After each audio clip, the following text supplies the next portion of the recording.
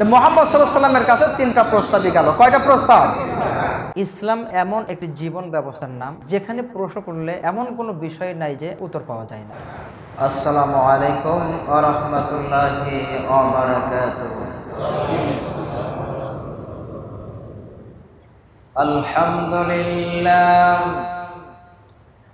আলহামদুলিল্লাহ নাহমাদুহু ওয়া নাস্তাঈনুহু ওয়া নাস্তাগফিরুহু ওয়া নাউযু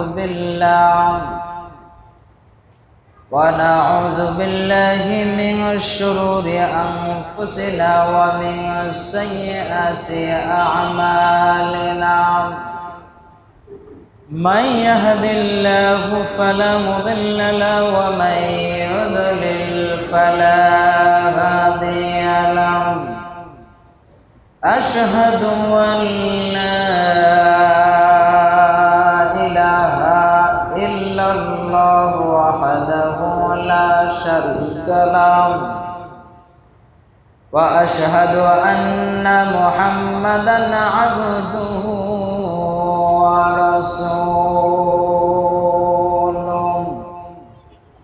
সবাই জবান খুলে পড়ো। আউযু বিল্লাহি মিনাশ শাইতানির রাজীম।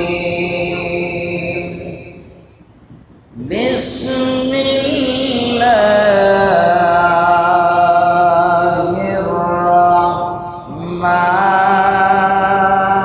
রাহমানির রাহিম।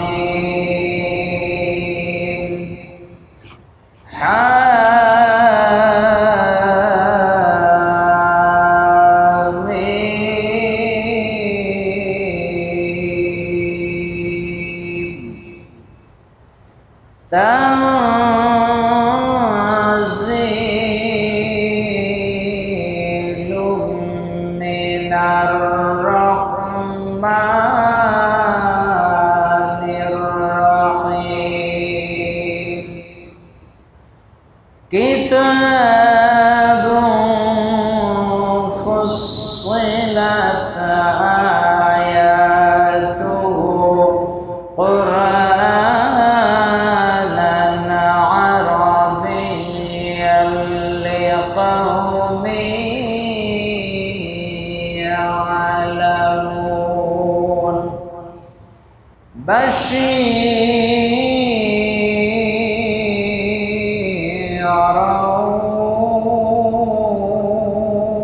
ওয়া নাযীরা। فأعرض أكثرهم فهم لا يسمعون.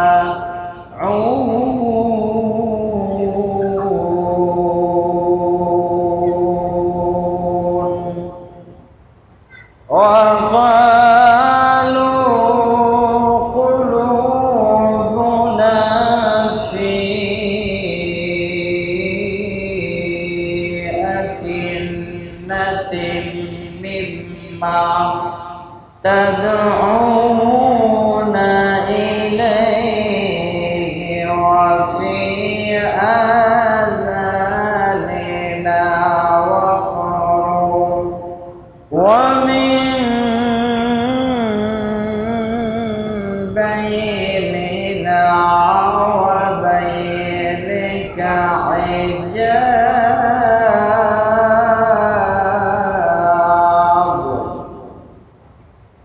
حجاب فاعمل إننا عاملون.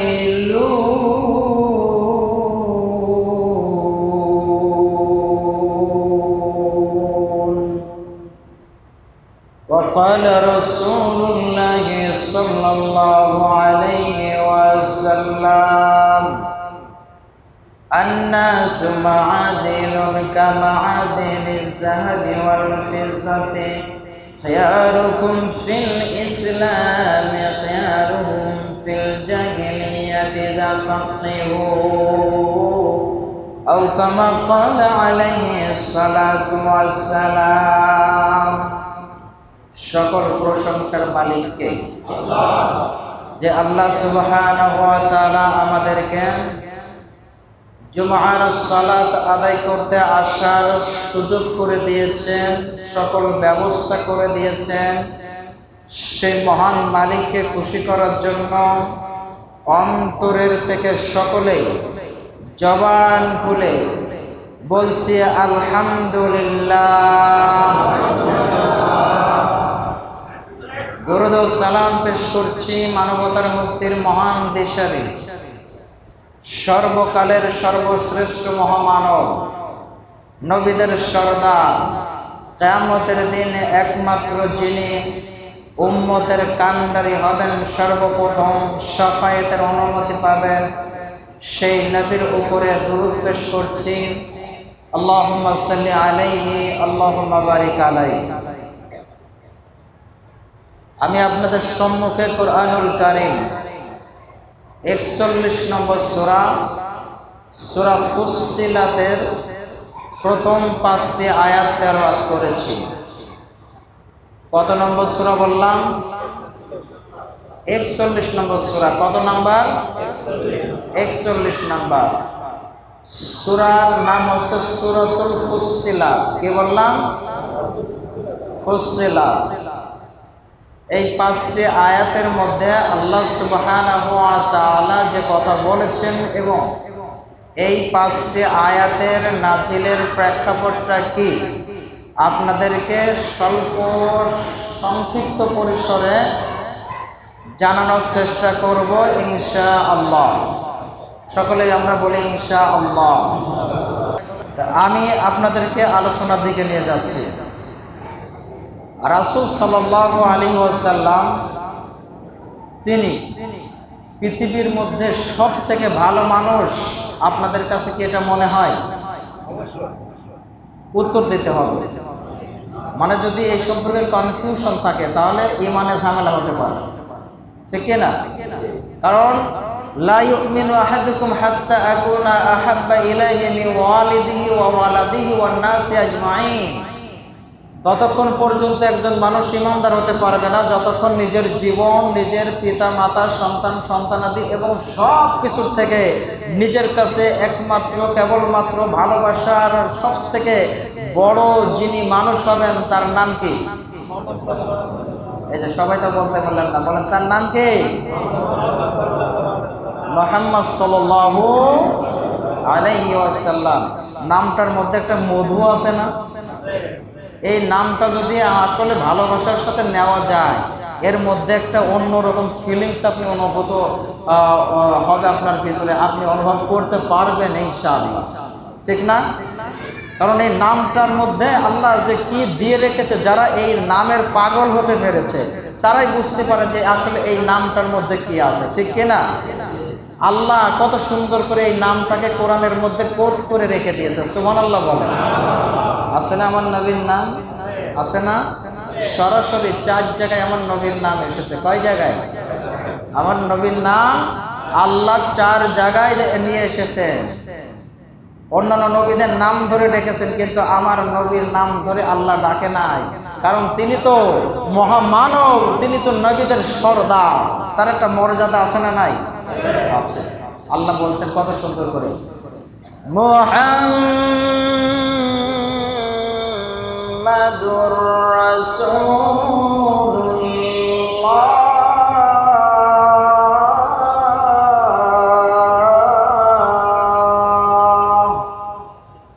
কার কথা? এর মধ্যে কি একটা মজা আছে না?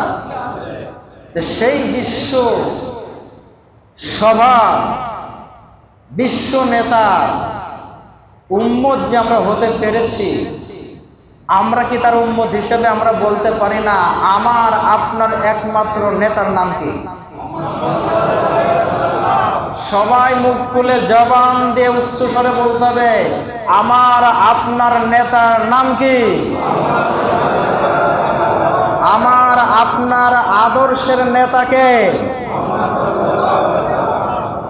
একমাত্র আমি আপনি আদর্শ মানব। আমার নেতা আপনার নেতা নাম কি? মুহাম্মদ সাল্লাল্লাহু আলাইহি সাল্লামের আদর্শ বাদ দিয়ে অন্য কোনো আদর্শ নিয়ে কবরে গেলে জান্নাতে যাওয়া যাবে? যাবে কি? সম্ভাবনা আছে কি? আছে। দুনিয়াতে কত নেতা এসেছে গিয়ে চলে গিয়েছে, আছে, আসবে। একটা নেতার দাম আমার আপনার কাছে মুহাম্মদ সাল্লাল্লাহু আলাইহি সাল্লামের থেকে বেশি হবে কি? কখনো দেব কি? কারণ আমার আপনার এমন নেতা আল্লাহ বানিয়ে দিয়েছেন, সেই নেতার নামটা নিয়ে কিন্তু আবার আমাকে আপনাকে এই দুনিয়ার থেকে শেষ বিদায় যেই জায়গায় রেখে আসে, সেই জায়গাতেও সেই নেতার নাম নিয়েই রেখে আসে। ঠিক কিনা? রাখে কি রাখে না? কবরের ভিতরে যখন রাখা হয়, যারা জানে না তাদেরকে বলা হয় যে দোয়া পড়ো। যারা সেখানে জাননেওয়ালা থাকে, আলেম থাকে, ওলামা থাকে, যারা হুজুর থাকে, তাদেরকে বলা হয় বলে দাও বিসমিল্লাহি আলা, বলেন না বিসমিল্লাহি আলা মিল্লাতি রাসূলিল্লাহ, সুবহানাল্লাহ বলেন। কষ্ট পাচ্ছে? ওখানে নেতার নাম আসলো কার নাম? বলেন কার নাম? নাকি কার্ল মার্কসের নাম আসলো, লেনিনের নাম আসলো, হিটলারের নাম আসলো, জর্জ বুশের নাম আসলো, নমরুদের নাম কি আসলো, ফিরাউনের নাম, দুনিয়ার অন্য কোন মানুষের নাম? কার নাম? আগে আসলো আমার আল্লাহর নাম, তারপরে আমার নবীর নাম চলে আসলো। ঠিক কি না? বিসমিল্লাহি আলা মিল্লাতি রাসূলিল্লাহ, সুবহানাল্লাহ বলেন। কষ্ট পাচ্ছেন? বিসমিল্লাহ, আমি আল্লাহর নামে তোমাকে দিচ্ছি। কার নামে? বলেন না কার নামে? তারপরে বলা হচ্ছে আলা মিল্লাতি রাসূলিল্লাহ সাল্লাল্লাহু আলাইহি ওয়াসাল্লাম, রাসূলের দলে তোমাকে দিয়ে গেলাম, রাসূলের মিল্লাতের উপরে তোমাকে দিয়ে গেলাম। সুবহানাল্লাহ। তাহলে আগে নাম নিতে হচ্ছে কার? তারপরে কোন আদর্শ বলতে হবে? কোন আদর্শ? আপনি যদি আল্লাহর নাম জীবিত থাকা অবস্থায় না নিয়ে থাকেন, যতই আপনাকে বলা হোক আল্লাহর নামে দিয়ে গেলাম, আল্লাহ কি কবুল করবে? কথা বলেন, কবুল করবে না। সারা জীবন চললেন কার্ল মার্কস, সারা জীবন চললেন মানব রচিত মানুষের তৈরি আইন ও কানুনের পিছনে। মৃত্যুর পরে আপনার আমার ওই লাশটাকে যতবারই বলা হোক না কেন, ও আলা মিল্লাতি রাসূলিল্লাহ, মুহাম্মদ সাল্লাল্লাহু আলাইহি সাল্লামের মিল্লাতের উপরে, নিয়মের উপরে, রাস্তার উপরে তোমাকে দিয়ে গেলাম, আমার আপনার ওই মরা লাশের কোনো দরকার আছে? জীবিত থাকা অবস্থায় চলতে হবে মুহাম্মদ সাল্লাল্লাহু আলাইহি ওয়াসাল্লামের রাস্তার উপরে। ঠিক কি না? কথা কয় না? রাজি আছেন তো সবাই? সবাই রাজি আছেন? আল্লাহ কবুল করে বলেন আমিন। মুহাম্মদ সাল্লাল্লাহু আলাইহি ওয়াসাল্লাম is the greatest person in the world. তিনি পৃথিবীতে যখন আল্লাহর দাওয়াতি কাজ শুরু করে দিলেন, কার দাওয়াতি কাজ? বলেন কার? লা ইলাহা, বলেন লা ইলাহা ইল্লাল্লাহ, দাওয়াতি কাজ শুরু করলেন। তখন মক্কার ধনী ব্যক্তিরা ইসলাম কবুল করলো নাকি? হ্যাঁ, একেবারে যারা গরিব শ্রেণীর যারা, তারা ইসলামের দিকে আস্তে আস্তে আসতে লাগলেন, গোপনে গোপনে আসতে লাগলেন। কিভাবে আসতে লাগলেন? আস্তে আস্তে, মানে ভয়ে ভয়ে, যে নেতারা যদি জেনে ফেলে, বুঝতে পারছেন না? খবর আছে, গোপনে দাওয়াত চলছে, গোপনে ইসলাম কবুল করছে, গরিবেরা ইসলাম কবুল করা শুরু করে দিল। সুবহানাল্লাহ বলে। এই জন্য যুগে যুগে দেখবেন ইসলাম পালনের দিক দিয়ে সব থেকে অগ্রসর যারা, গরিব হচ্ছে তারা। বড় লোকেরা সহজ ইসলাম পালন করতে চায় না, ইল্লা মাশাআল্লাহ, আল্লাহ যাদের উপরে রহমত করেছে তারা ব্যতীত। বুঝতে পেরেছেন? এইভাবে যখন দাওয়াতি কাজ করতে লাগলেন, মক্কার কাফেরদের মাথা ব্যথা শুরু হয়ে গেল। কাদের মাথা ব্যথা? মক্কার কাফেরদের মাথা ব্যথা শুরু হয়ে গেল যে কোথা থেকে কে আসলো ইতিম নবী, যার কোনো কিছু নাই, যার আগা ধরতে মাথা নাই, এমন একজন ব্যক্তি এসে দাওয়াত দিচ্ছে, আমরা বাপ দাদার আমল থেকে যা করে আসছি, যেই ধর্ম পালন করে আসছি, সেগুলো নাকি সব রিজেক্টেড করে দিয়ে একমাত্র কেবলমাত্র মানতে হবে কাকে? এই দাওয়াত দিচ্ছে। তো তারা সকলে মিলে সিদ্ধান্ত নিল যে শোনো, আমরা আগেই তাকে কিছু বলবো না, খারাপ কিছু দিকে যাব না। সর্বপ্রথম আমরা একটা কাজ করি, আমাদের মধ্য থেকে যে সব থেকে স্পষ্টভাষী, সব থেকে বাকপটু, সব থেকে আরবি ভাষার ক্ষেত্রে উচ্চ দক্ষতা সম্পন্ন এমন একজন ব্যক্তিকে তার কাছে পাঠাই। পাঠানোর পরে সে যে আমাদের শেখানো প্রস্তাবগুলো তার কাছে দিবে, যদি মেনে নাই ভালো, মেনে না নিলে তারপরে যা পদক্ষেপ নেওয়ার দরকার আমরা নেব। এই সিদ্ধান্ত নিল কাফেরেরা। কারা নিল? কাফেরেরা। এই সিদ্ধান্ত নিল যখন, নিয়ে তাদের মধ্যে আলোচনা হলো। তারা উতবা ইবনে রবিআকে, এই ব্যক্তি খুব জ্ঞানী ছিল, খুব ভালো পাণ্ডিত্য অর্জন করেছিল আরবি ভাষার উপরে, খুব স্পষ্ট ভাষী ছিল এবং অল্প ভাষার মধ্যে অনেক কথা বুঝাই দিতে পারত। এমন মানুষ কিন্তু এখনো আছে, দেখবেন। তো তাকে পাঠানো হলো যে যাও, তুমি যাও মুহাম্মদ সাল্লাল্লাহু আলাইহি ওয়াসাল্লামের কাছে, যে তুমি প্রস্তাব দিবে, আমরা যে প্রস্তাবের কথা তোমাকে শিখিয়ে দিলাম, তুমি যে সেই কথাগুলো তার কাছে বলবে। উতবা ইবনে রবিয়া বুক টান টান করে আমার নবীর সামনে আসলেন। কার সামনে? বলেন না, কার সামনে? আমার নবীর নাম কি? খুব রাগান্বিত ব্যক্তি ছিলেন, তাই না? খুব কঠোর ব্যক্তি ছিলেন, মারামারি করে বেড়াতো, মানুষকে ভয় দেখাতো। কেমন ছিল? নরম। তার থেকে নরম ব্যক্তি পৃথিবীতে আর হবে না। আসবে কি? এত সুন্দর আদর্শের মানুষ পৃথিবীতে আর আসবে? এত সুন্দর কথা বলার মানুষ পৃথিবীতে আর আসবে? মুহাম্মদ সাল্লাল্লাহু আলাইহি সাল্লামের কাছে উতবা ইবনে রবিয়া গেল। উতবা ইবনে রবিয়া যে কথা বলা শুরু করে দিল, এট ফার্স্ট যা বলছে, শোনো মুহাম্মদ, বলেন সাল্লাল্লাহু আলাইহি ওয়াসাল্লাম, তুমি আমাদের মধ্যে এমন একটা ধর্মের প্রচার শুরু করেছো যেটাই আমাদের মধ্যে বিভেদ সৃষ্টি করে দিচ্ছে। বলেন নাউজুবিল্লাহ। ইসলাম কি কখনো মানুষের মধ্যে বিভেদ সৃষ্টি করে? মানুষের মধ্যে হিংসা তৈরি করে? বরঞ্চ যেখানে অশান্তি সেখানে শান্তি দেয় একমাত্র ইসলাম, ঠিক কিনা? তুমি আমাদের মধ্যে বিভেদ সৃষ্টি করছো, তুমি আমাদের মধ্যে রেষারেষি তৈরি করে দিচ্ছ, আমাদের মান সম্মান একেবারে ধুলোর সাথে দূষিত হয়ে যাচ্ছে, আমাদের মান সম্মান শেষ হয়ে যাচ্ছে। এগুলো বাইরের রাষ্ট্রে পৌঁছায় গেলে আমাদেরকে আর কেউ মূল্যায়ন করবে না। তো এখন শোনো, আমি তোমাকে কয়েকটি প্রস্তাব দিচ্ছি। প্রস্তাবগুলো শিখিয়ে দিয়েছেন কারা? হাই হাই, ঘুমাচ্ছেন নাকি? কারা শিখিয়ে দিয়েছে? আবু জাহাল, উতবা, সাইবা নেতারা শিখিয়ে দিয়েছে, ঠিক কিনা? কাফেরেরা শিখিয়ে দিয়েছে। মুহাম্মদ সাল্লাল্লাহু আলাইহি সাল্লাম কত ভদ্র মানুষ ছিল দেখো। তিনি মাথাটা নিচু করে বললেন, তুমি তোমার কথাগুলো বলতে থাকো। সুবহানাল্লাহ। উতবা ইবনে রবিয়া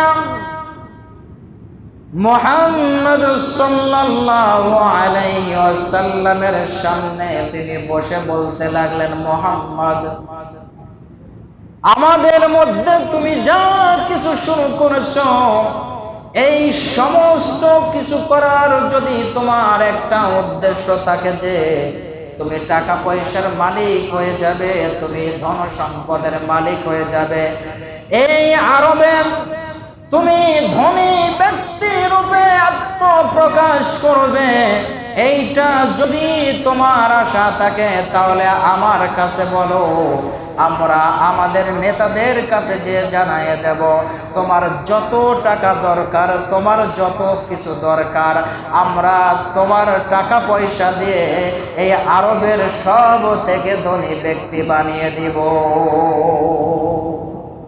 কি বানিয়ে দেব? সব থেকে ধনী ব্যক্তি বানিয়ে দেব। 2 নম্বর প্রস্তাব দিলেন, শোনো, জানি আমার কথার কোনো উত্তর তুমি দিতে পারবে না। 2 নম্বর প্রস্তাব তোমাকে দিই, যদি তোমার এইটা প্রচারের উদ্দেশ্য থাকে কোনো ক্ষমতাবান ব্যক্তি হওয়া, সমাজের আমাদের গোত্রের নেতা হবে, ক্ষমতার অধিকারী হতে চাও, যদি এইটা তোমার আশা হয়ে থাকে তাহলে আমার কাছে জানিয়ে দাও। তোমার যে ক্ষমতার দরকার আমরা তোমাদেরকে ক্ষমতা দিয়ে দেব। তোমরা এই আরবের তুমি সবচাইতে বড় নেতা তোমাকে বানিয়ে দেওয়া হবে। বলেন আল্লাহু আকবার। কি বানিয়ে দেওয়া হবে? নেতা বানিয়ে দেওয়া হবে। মুহাম্মদ সাল্লাল্লাহু আলাইহি ওয়াসাল্লাম কোনো কথা বলেন না, মাথা নিচু করে শুনছেন। এবার 3 নম্বর প্রস্তাব দিচ্ছে, মুহাম্মদ শোনো, যদি তোমার এটাও আশা থেকে থাকে যে তুমি যে ধর্ম প্রচার করছো, এই ধর্ম প্রচারের যদি আরেকটা তোমার কোনো উদ্দেশ্য থাকে যে টাকা পয়সা, এটা নয়, ক্ষমতার পাশাপাশি যদি তোমার কোনো সুন্দরী নারীর দরকার হয়ে থাকে, আমরা তোমার কাছে এমন একটা ব্যাপার নিয়ে আসব, প্রত্যেকটা রাত্রে মক্কার সুন্দরী এক একটা নারীকে তোমার কাছে রাত্রে পাঠাইয়া দিব। বলেন নাউজুবিল্লাহ। 3টা প্রস্তাব দিয়ে দিল। কয়টা? 3টা প্রস্তাবই দুনিয়াবি প্রস্তাব, ঠিক কিনা? এই প্রস্তাব সহজে কেউ ত্যাগ করতে পারবে কি? 1 নম্বরে কি? টাকা পয়সা। 1 নম্বরে, 2 নম্বরে ক্ষমতা, 2 নম্বরে, 3 নম্বরে নারী। 3 নম্বরে নারী যেখানে ঢোকে সেখানে কিন্তু সমস্যা তৈরি করেই ওখান থেকে বাইরে হয়, ঠিক কিনা? তো মুহাম্মদ সাল্লাল্লাহু আলাইহি ওয়াসাল্লামের কাছে 3টা প্রস্তাবই গেল। কয়টা প্রস্তাব?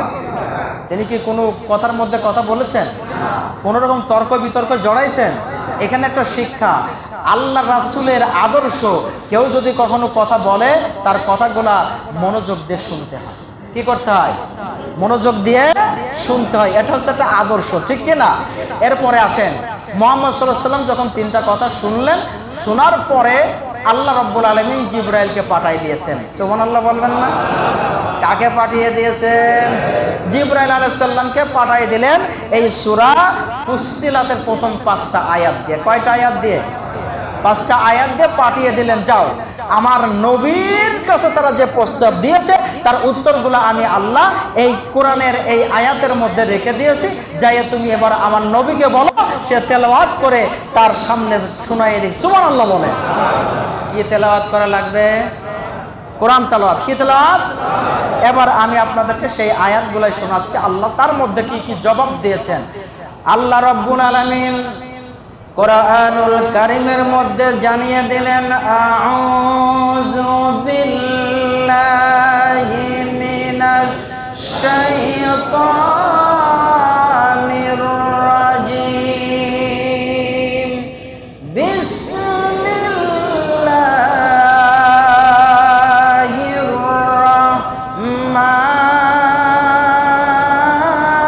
রাহমানির রাহিম,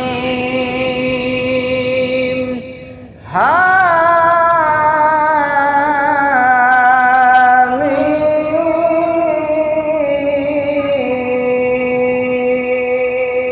বলেন আল্লাহু আকবার।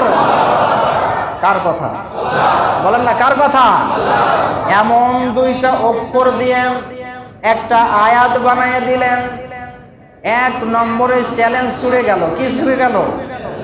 এর অর্থ পৃথিবীর কেউ জানে না। কার অর্থ? কোরআনের এই আয়াতের অর্থ হামিম। এর অর্থ কি হবে? একমাত্র আল্লাহ ভালো জানেন। কে ভালো জানেন? পৃথিবীর কেউ জানে না। এখন উতবা ইবনে রাবিয়া তো বিশাল পণ্ডিত ব্যক্তি, উচ্চ মাপের ভাষা জানে। তিনি যখনই শুনছে হামিম, তার বুঝতে কি আর বাকি আছে যে কি বলে? এরপরে আবার শোনাচ্ছে, শোনো আল্লাহ কি বলছে। আল্লাহ বলছেন, তানজিলুম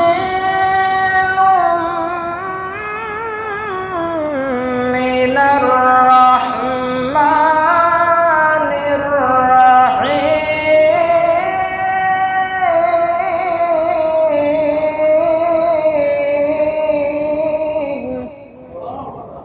আল্লাহ রাব্বুল আলামিন জানায় দিলেন, ওগো নবী তুমি শোনায় দাও। তার কথার জবাব আমি আল্লাহ এখানে দিয়ে দিলাম একটা, তুমি যে দাওয়াতের কাজ করছো, তুমি যে মানুষকে যেদিকে ডাকছো, ওটা তোমার নিজের দিকে ডাকো না, আমি আল্লাহ রাব্বুল আলামিন রহমান এবং রহিমের পক্ষ থেকে যা অবতীর্ণ করি ওইটার মাধ্যম দিয়ে আমি আল্লাহ রাব্বুল আলামিনের দিকে মানুষকে আহ্বান করে থাকো। জবাব দিচ্ছেন কে? কে জবাব দিচ্ছে? মুহাম্মদ সাল্লাল্লাহু আলাইহি ওয়াসাল্লাম পড়ে শোনাচ্ছেন। 2 নম্বরে এবার উত্তর দেওয়া শুরু হলো। আবার আল্লাহ রাব্বুল আলামিনের আয়াত বিশ্ব নবী তার পবিত্র জবানের থেকে তেলাওয়াত করে শোনাচ্ছেন, কিতাবুন ফুসসিলাত আয়াতুহু কুরআনান আরাবিয়্যান লিকাওমি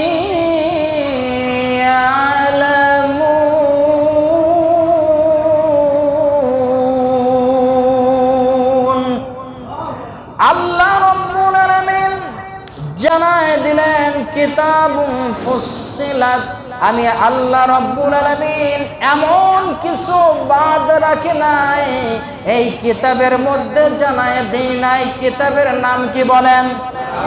আরো জোরে বলেন, কিতাবের নাম কি? কোরআনের মধ্যে সব কিছুকে স্পষ্টভাবে বর্ণনা করে জানিয়ে দিয়েছেন কে?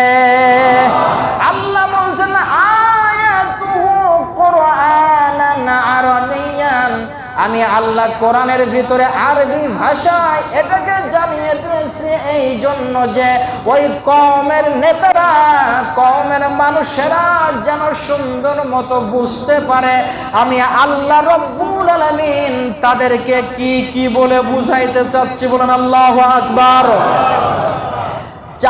এবার 3 নম্বরে আল্লাহ রাব্বুল আলামিন জানিয়ে দিলেন, নবী আপনি এবার শোনায় দেন আপনার সম্পর্কে। কার সম্পর্কে? মুহাম্মদ সাল্লাল্লাহু আলাইহি সাল্লামের সম্পর্কে শোনাইতে বলছেন কে?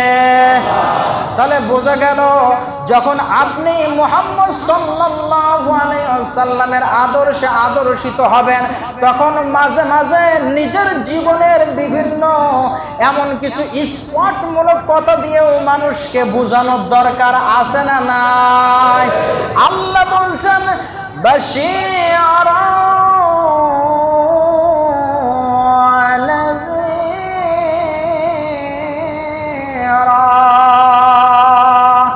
নবী গো, আমি তোমাকে বিশ্ববাসীর জন্য সুসংবাদদাতা এবং ভীতি প্রদর্শনকারী সতর্ককারী হিসেবে পৃথিবীতে পাঠিয়েছি। সুবহানাল্লাহ। তাহলে নবী সাল্লাল্লাহু আলাইহি সাল্লাম পৃথিবীতে এসেছিলেন সুসংবাদ দেওয়ার জন্য এবং আমাদেরকে সতর্ক করার জন্য। কি করার জন্য? সতর্ক। কিসের থেকে সতর্ক করার জন্য? জাহান্নাম থেকে যাতে আমরা বাঁচতে পারি, জান্নাতি হতে পারি, এই জন্য আমাদেরকে সতর্ক করেছেন মুহাম্মদ সাল্লাল্লাহু আলাইহি ওয়াসাল্লাম। এরপরে আল্লাহ রাব্বুল আলামিন বলছেন ফাআরাদা আকাসারুহুম ফাহুম লা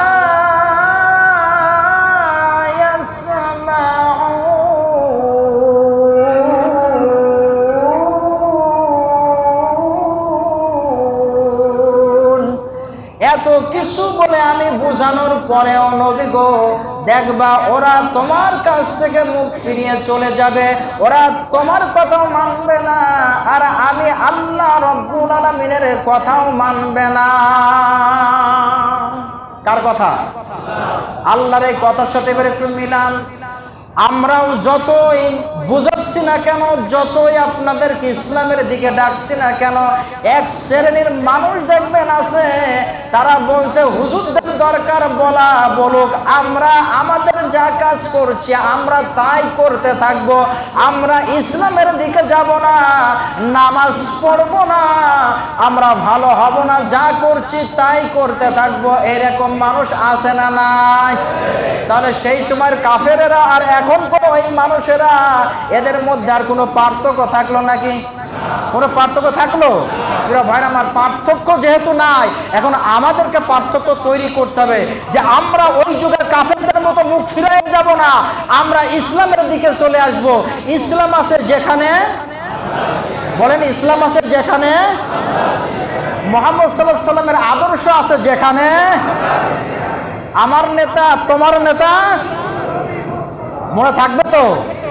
তাহলে ইসলাম অনুযায়ী যখন আমরা চলবো, আমাদেরকে এই তিনটা প্রস্তাব কিন্তু আসতে পারে দুনিয়ায় আমাদেরকে ভুলিয়ে দেওয়ার জন্য, ঠিক কিনা? আমরা যেন দুনিয়ার এই সমস্ত কুপ্রস্তাবে আমাদেরকে ভুলিয়ে না দিই, আমরা যেন আল্লাহ রব্বুল আলামিনের দেওয়া এই দিনের উপরে, মুহাম্মদ সাল্লাল্লাহু আলাইহি সাল্লামের নিয়ম ও নীতির উপরে নিজেদেরকে ধরে রাখতে পারে, টিকে রাখতে পারে। আল্লাহ সেই তৌফিক দান করুন, আমিন। আসসালামু আলাইকুম ওয়া রাহমাতুল্লাহি ওয়া বারাকাতুহু। তোমরা যা জানো না তা তোমরা জেনে নাও। আল্লাহ সুবহানাহু ওয়া তাআলা এই মর্মে বলেছেন, ফাসআলু আহলা যিকরি ইন কুনতুম লা তা'লামুন।